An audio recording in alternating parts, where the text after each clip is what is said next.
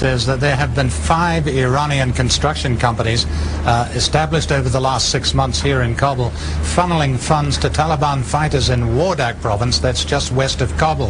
Taliban could be paid up to $1,000 for killing an American soldier and $6,000 for destroying an armored vehicle. New allegations Iran is funneling money to the Taliban to kill U.S. soldiers and take out military equipment. The news comes from an exclusive report in London's Sunday Times by reporter Miles Amor, who says he followed a Taliban treasurer and the trail of money through a maze of transactions. First, Tom Aspel explains on MSNBC how this could have been going on for months. It has to do with Afghanistan's banking system. The construction companies bid for projects financed by foreign countries, and then any profits from those projects are funneled to Dubai and Tehran through normal banking systems and then returned to Kabul through the halal system, which is an informal banking system which allows them to pick up cash without a trace. The New York Post quotes a Taliban treasurer who says this isn't really new. Iran will never stop funding us because Americans are dangerous for them as well. The money we get is not dirty. It is for jihad. The Australian has excerpts from the Sunday Times story which explains how the transactions went down. Nobody would have noticed the Taliban treasurer's arrival at an office in Kabul.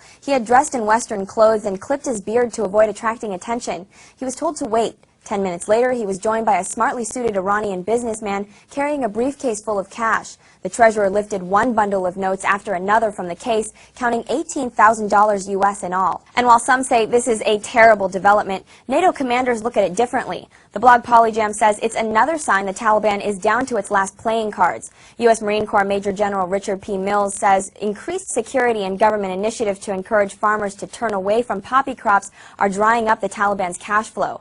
They're down to less than 1/2 of what they had last year in operating funds. Last card in the deck is not playing very well, which is simply murder and intimidation. For Newsy.com, I'm Christina Hartman. Multiple